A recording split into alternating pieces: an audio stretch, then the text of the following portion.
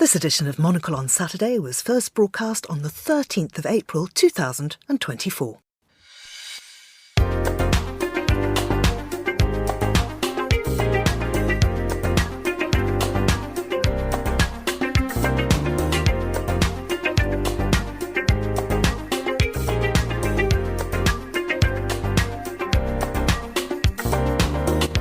Hello, I'm Georgina Godwin, broadcasting to you live from Midori House in London. This is Monocle on Saturday. Coming up on today's programme, we'll have a look through the week's news and culture with Yossi Mekelberg, Associate Fellow at Chatham House. Then, the Italian summit climbers became famous, not just in Italy, but around the world for making the first ascent of K2. Amir Mehdi spent the rest of his life living in obscurity and pain. Monocle correspondent Greg Scruggs sits down with the author Bernadette McDonald, who shines a spotlight on Himalayan climbers like Amir Mehdi. First, though, here's the news.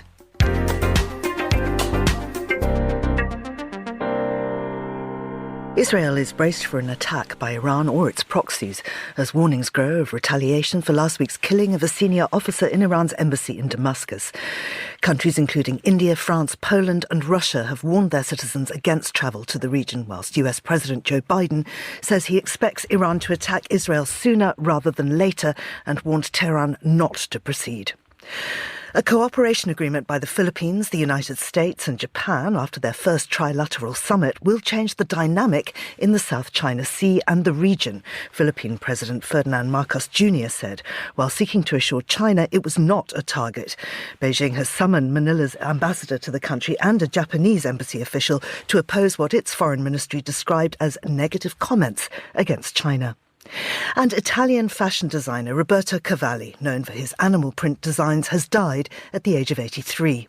Cavalli, who founded his label in the early 1970s, had been ill for some time. He's survived by his 6 children and his partner, and his funeral will be held in Florence on Monday. And that's your Monocle Radio News. Hello and welcome to Monocle on Saturday. I'm Georgina Godwin and I'm joined in the studio by Yossi Mekelberg, Associate Fellow at Chatham House and a lecturer in International Relations at the University of Roehampton. Yossi, do you have any Cavalli in your wardrobe? No. But you know, he was well known for making jeans too, Cavalli's big denim brand, and we are going to be talking about jeans. We will. Yeah, I'm still sticking to the American style of it, less than the European one. The other thing, of course, we're going to be talking about is picking up on our lead story, and this is a story that we've been discussing all week here on our current affairs programmes, is will they, won't they? What is Iran going to do? They've come under attack. Most analysts are going, they are not going to launch a full-scale attack themselves on Israel, but there are so many think pieces about this. Today, the New York Times has a big piece. Haaretz, the Israeli newspaper, also has a piece.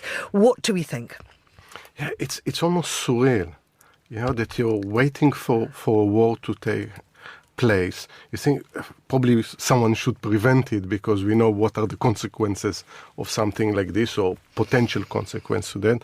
But even President Joe Biden talks about, we expect it. And you say, if the President of the United States expects it, it must happen. Then he says, don't. So don't dare do that. And there is an ironclad support of Israel.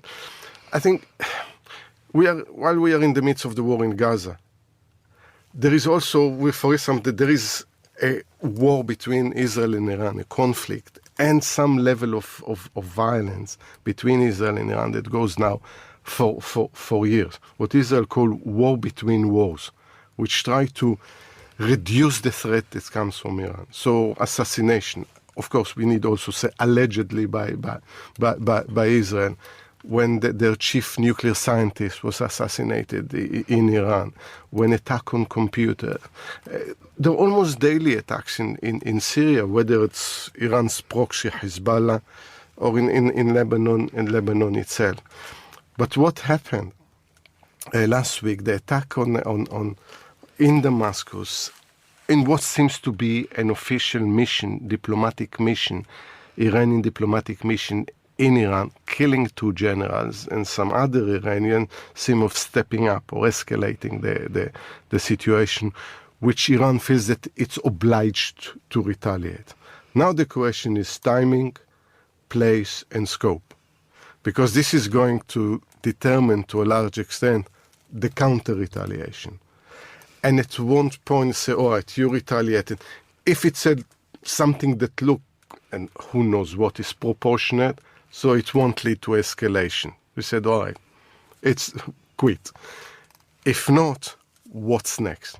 From Iran's point of view, Iran feels most comfortable using proxies. If they're going to change this and directly attack Israel, and then the question, is it going to be inside Israel proper? Is it, as some suggested, in the occupied Golan Heights? Is it some diplomatic mission abroad? Then there is a direct confrontation, and then already not only the United States, some European countries warned that this might lead to escalation and retaliation. So it's a very tense moment. I think it might be even a defining moment in the relation between Israel, Iran, probably the United States, but then how the region also react to this. Particularly Saudi Arabia. For instance, and if you look at Saudi Arabia, which probably had the smarter policy when it comes to Iran, they realized that the United States not going necessarily to defend it in case of an Iranian attack, as was the case when Iranian proxies attacked their oil installations. So they moved more into the diplomatic track and resumed diplomatic relations while China was the one that brokered it. But then what happens if it's become a confrontation and one of this, need to take sides? What are the alliances? What are going to be alignments as a result of it? The only hope that if there is an Iranian attack, it's limited in scope and won't drag the entire region into what we call cascade war. On the other hand, the Iranian might play the long game, and they are very good at that. Talk to Iranians. We've been around for thousands of years, unlike the rest of you. We have time on our side, and you say we keep you expecting something to happen. So we create now deterrence because you know that we can send drones, we can launch missiles, but we'll decide if we want to do it or not, and they might be better for it. What about other alliances and basically joining the dots between our two major conflicts at the moment? So that's Russia's relationship with Iran. Yeah, it's Russia and China. So what happened? In a way, we see almost the collapse of the post-1945 global security or collective security order. Obviously, the Security Council, that should be the main mechanism to prevent or stop wars, doesn't function.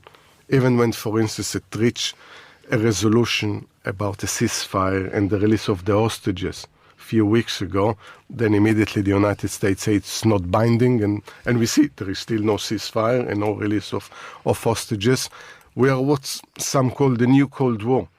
And if this is a new Cold War, is it going to be as binary as the first Cold War? We don't know. But automatically you look for allies. Those will, for instance, Russia needs drones, need other weapons. Ukraine on the other side looking for the West to support it. So it creates this room for alliances. The one that try to avoid it is most of the Middle Eastern countries, that they know what might be the consequences. Bear in mind, between 1980 and 1988, the Iran-Iraq war, exact huge price from both sides. Do we really want to go back to something similar? There is no question that the world is in an absolutely dire state at the moment. So I'm not quite sure why here in Britain we're examining whether one middle-aged woman did or didn't pay capital gains tax on her ex-council house. Is this part of our island mentality? That's, there was a famous saying, I can't remember who said it, some of the forecast was there is a fog in the channel, the continent is isolated. So it seems to be like this when everything goes wrong around the world, and we're in the silly season before election. We can't even decide when elections are going to be held. And there are hints like this is the biggest state secret. Is it going to happen in October? Can we have election in January of 2025? In other words, when the Tories are actually going to lose the elections and we're going to have a Labour government. So it's a lot of it is to find why the other side is basically worse than the others, which obviously after 14 years of Tories, doing so much corruption, so scandals of this or the other, including one MP providing list of phone numbers, part of a honey trap, and so it's sometimes it's ridiculous, and probably most of the listeners said around the world ask, when there are all these issues, Ukraine, we saw it this morning, the attack on Ukraine and power plants in Ukraine, and we are dealing with that. I think for the Tories, Angela Rayner, the deputy leader, the Labour deputy leader, is almost an easy target, an obvious target for them. Let's just talk about what's happened to her. She, as you say, is the deputy leader of the Labour Party, was living with her husband in one home, had another home which she sold.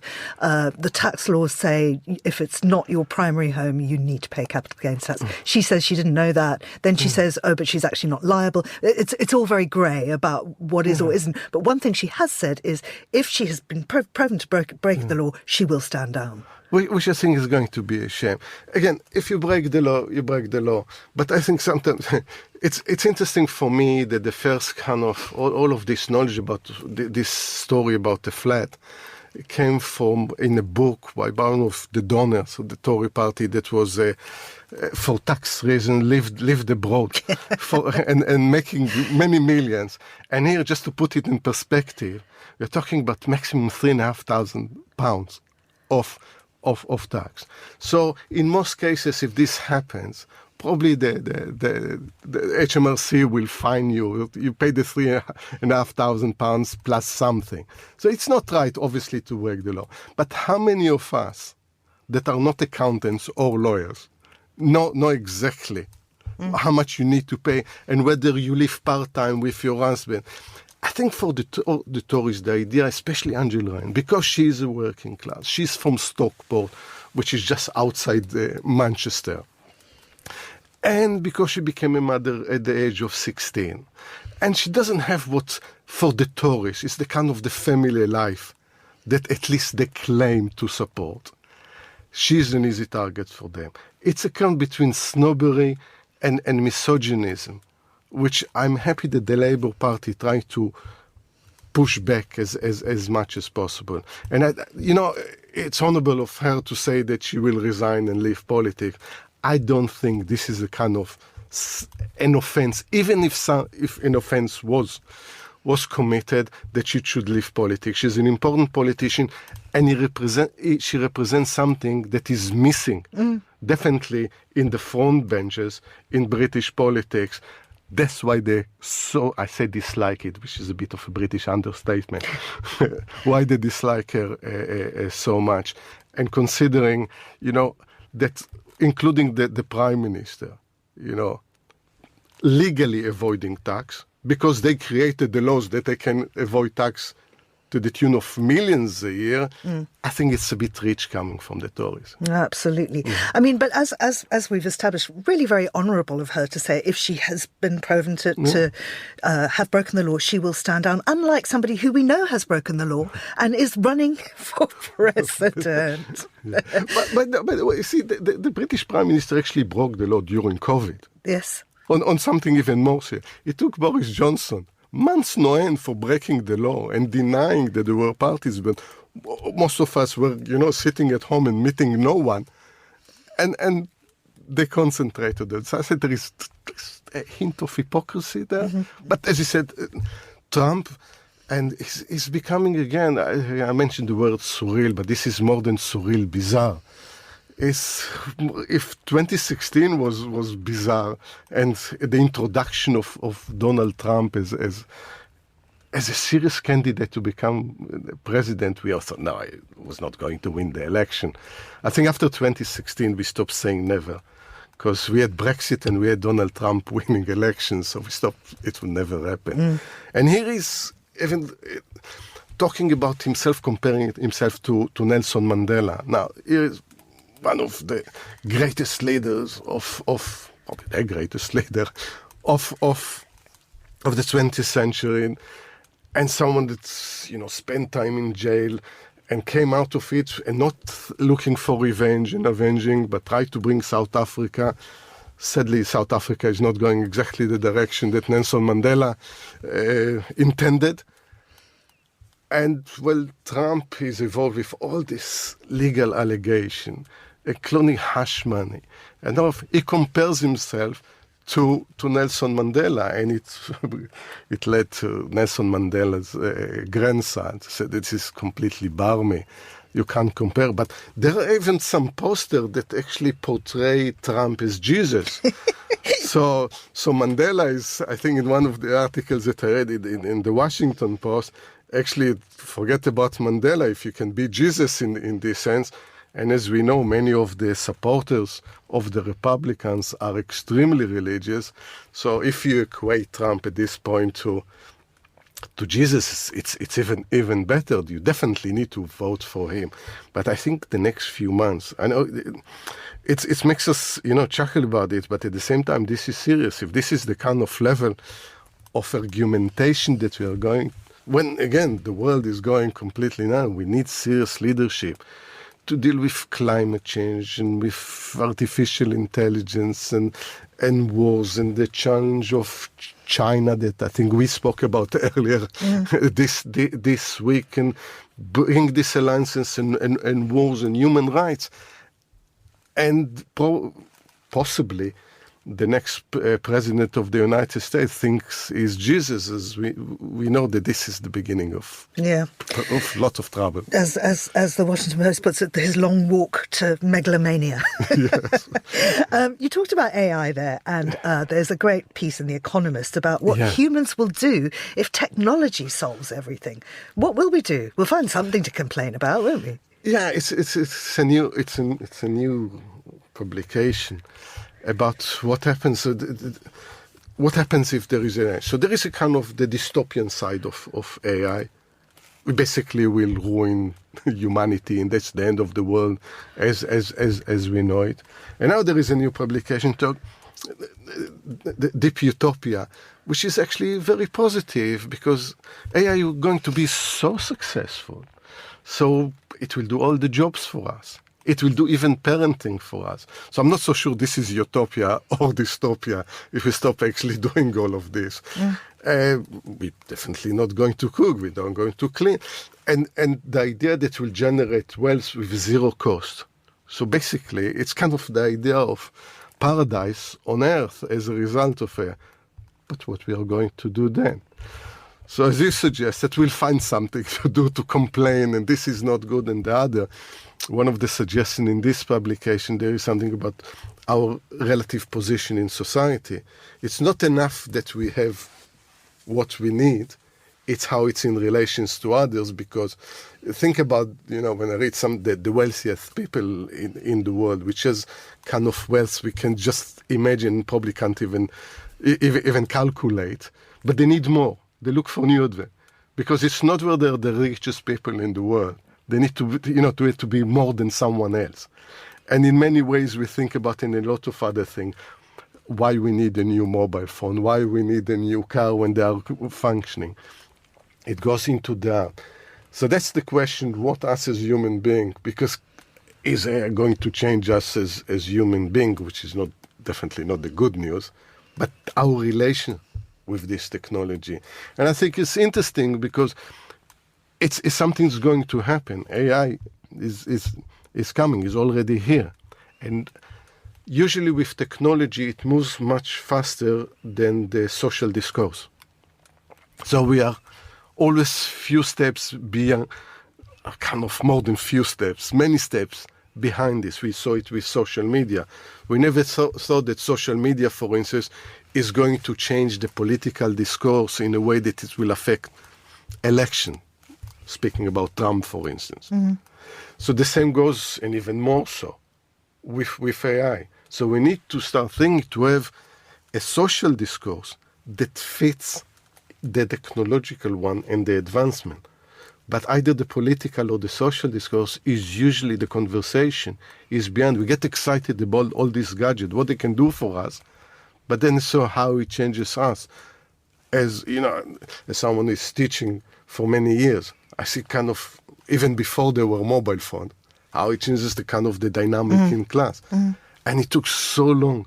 And now we go full circle from saying that at the beginning banning phones, then say, no, it's a great tool to use in class. And then no, it's a great tool, but students are not using that for the purpose of it.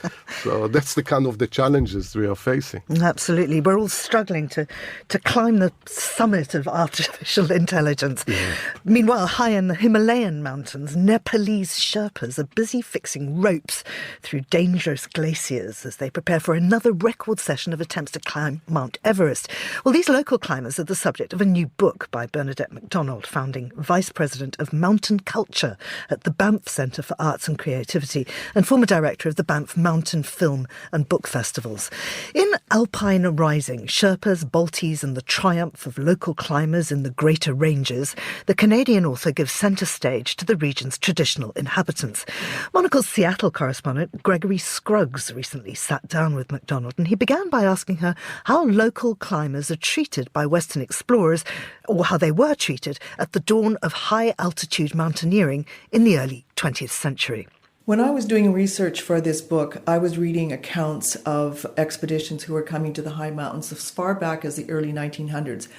Most of these expeditions came from countries like England and France and Germany, and they were sponsored by their alpine clubs. So they would come through Darjeeling, they would hire local climbers to help them carry loads, break trail, set up camps, and at the end of the expedition, they would write a report for their sponsor. And in those reports, the individual foreign climbers were named, what happened on the mountain was described in great detail, but the local climbers were often not named at all. In fact, they were often just referred to as, 7 Sherpas or 10 porters or sometimes even coolies. So they were very underrepresented in those reports. And yet, despite their anonymous treatment by their Western clients, they performed quite a number of heroic feats, sometimes even saving the lives of climbers who went on to get all of the glory. Tell me about some of those instances.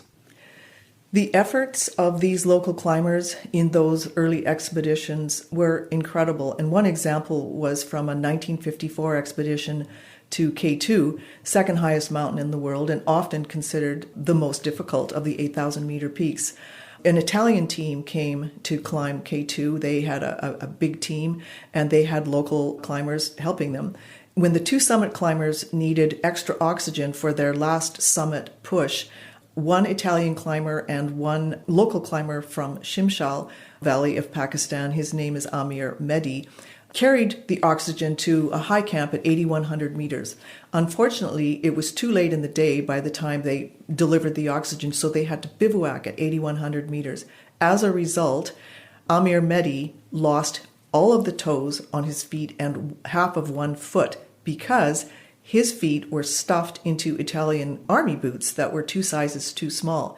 The Italian summit climbers became famous, not just in Italy, but around the world for making the first ascent of K2. Amir Mehdi spent the rest of his life living in obscurity and pain and unable to support his family because he could no longer work. And yet when historians refer back to the first successful climb of Mount Everest, both Sir Edmund Hillary of New Zealand and his local guide Tenzing Norgay are spoken of in the same breath. Was that the turning point for local climbers gaining recognition?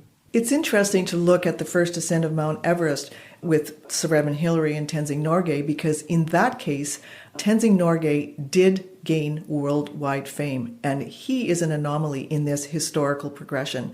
In fact, he was so famous that there were 3 countries fighting over him. Tibet, Nepal, and India all wanted to claim him as their citizen. But this is an unusual situation. Local climbers before and after Tenzing did not get that recognition, they did not get that fame, and they did not get the financial remuneration that he did. So when and how did local climbers begin to assert their aspirations with their Western clients and even become partners on more equal footing on these expeditions?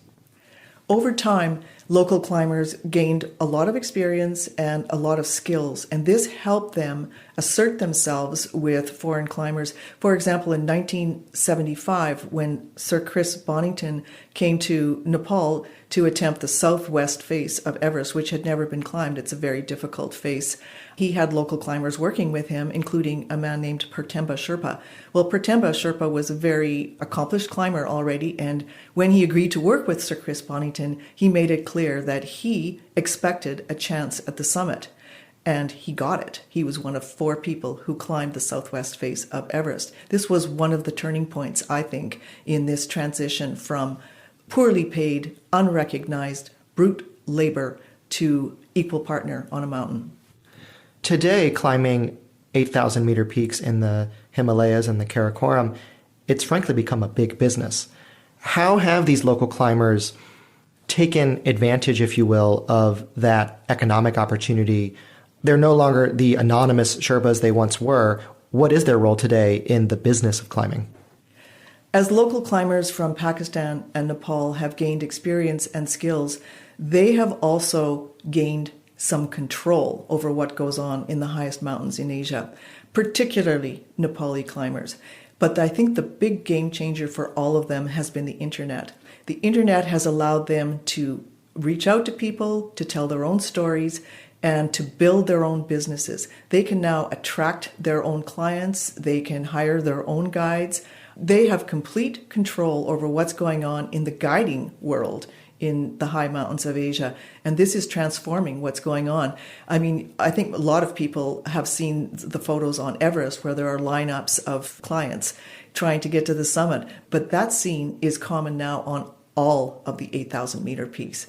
So the climbers then that gain recognition, that are widely considered the superstars, if you will, increasingly they're coming from this region. They're not necessarily Westerners flying in and making a name for themselves. So who are some of these new stars of climbing that are front and center in the media coverage, and again, not just anonymous Sherpas in a journal somewhere? Again, I think that the internet is changing the way local climbers are being recognized as well. It used to be that it was foreign climbers who were the stars. It was the Italians on K2. Nowadays, the stars on 8,000-meter peaks are local climbers. It's Nims, it's Mingmaji, it's Ali Sadpara, Dawa Yangzam. These are the superstars of the high-altitude climbing world today. And those superstars are just the tip of the ice axe, if you will, of a much larger ecosystem of climbers. What is the current state of some of these high alpine regions in Pakistan and Nepal? Has climbing transformed the economy? Have some of these, frankly, quite poor villages seen a real transformation as a result of the wealth that high altitude climbing has brought to their region? One of the things that interested me the most about researching this area and this activity was to see the trickle-down effect.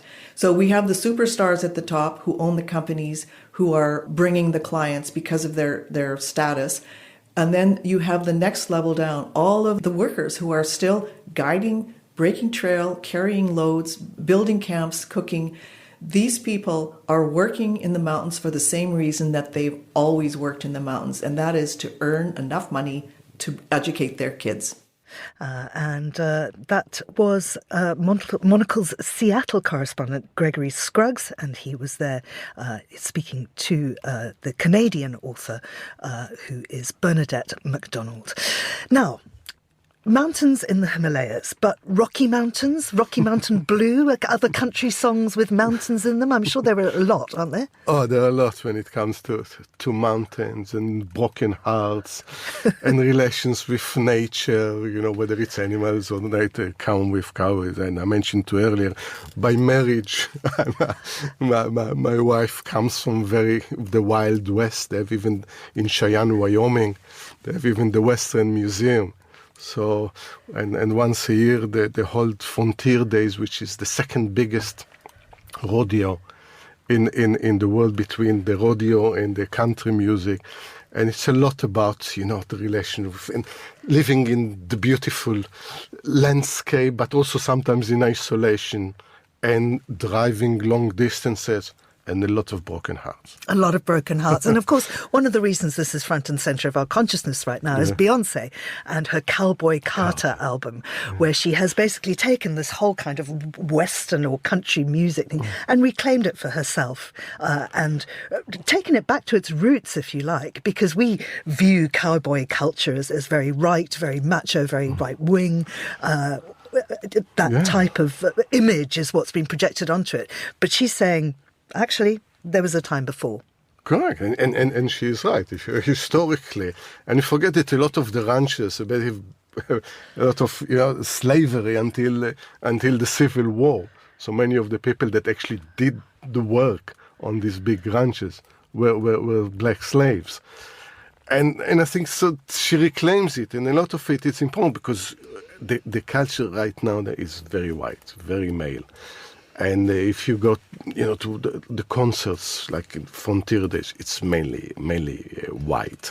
And I think that's a great contribution, Beyoncé. And because her fame and the influence she is in American culture, she can do that. Yeah, but I mean, there's some kind of pushback because there she is posing with what's basically the Confederate flag. I mean, there are problematic themes in there for a lot of people. I was thinking back to Sarah Churchwell's book, which is The Wrath to Come, Gone with the Wind and the Lies America Tells. Just going back into that kind of culture and how at one point, I mean, everybody's favourite book, you all read it when you're 16, you love Margaret Mitchell. But one step further in terms of looking at American history through a different lens. I was interviewing Viet Thanh Nguyen, who's the Vietnamese-American Pulitzer Prize-winning author last week. And he pointed out that all over the world, Cowboys and Indians is a game that children play, which is basically very early American propaganda for saying it's okay to kill brown people.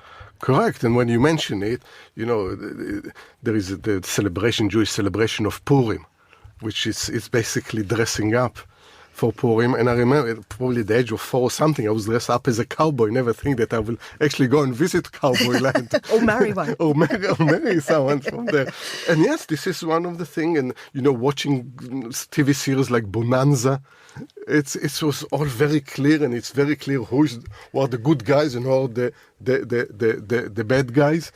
And it's a narrative that evolved throughout, culture. And when you have Hollywood behind you and the money that comes with that, you can dictate the culture, you can dictate the narrative, and they dictate it in a way that obviously, the pioneers came only to do good. It was a mission from God, going back to building a city upon a hill, the eyes of the world upon you. As a certain Mr. Winthrop put it, yes, when he landed in the Bay of Massachusetts back in the 17th century. And this is a white narrative. And obviously now we see, and rightly so, the counter-narrative. No, it's not exactly like this. And this was involved dispossessing and the killing of many other people that indigenous to this place, which is not only there, it's in Australia, in other places. So basically telling the historical story in a way that is more accurate. Yeah, absolutely. Now, the other thing it's doing, or particularly Beyoncé is doing here, is influencing fashion. And this is what The Guardian picks up on, talking about the Beyoncé effect, puts Levi's on the fashion hot list. I know, again, if you go to this place, jeans is denim is what you wear. And definitely, and she brought the idea of kind of denim on denim. So you can wear a shirt, trousers, and even a handbag, which is all denim, which is more a fashion. That was the way that it was worn back in the 19th century. Levi's, Wrangler, and the other famous brands. But again, when Beyoncé sings about Levi's jeans, then you have 20% rise in sale, and their stocks and shares go up. So you see also the power of popular culture. But at the end of the day, when you are in these parts of the world, jeans is what you wear for work, and your nicer jeans is when you have a special occasion, but that's about it when it comes to fashion. And I know you've got a relative who has a special occasion pair of jeans. It does, because when I told you the story, we came for my sister-in-law wedding. He had to drive from his middle of the mountains in Colorado for 5-6 hours. So I'm waiting for him to come, and I have a shower, and said, yeah, I need a shower, and I go and change. And he was in jeans, cowboy boots, cowboy hat, and a checkered flannel shirt. Half an hour later, he came out, and he wore cowboy boots, jeans, checkered shirt, and a cowboy hat, and said, you look very similar, and said, no, but this is my dress one for the wedding. Yossi, thank you very much indeed. That's all we've got time for on this edition of Monocle on Saturday. Thanks to our producer and studio engineer, Mariella Bevan. And Monocle on Saturday returns next weekend. I'm Georgina Godwin. Thanks for listening.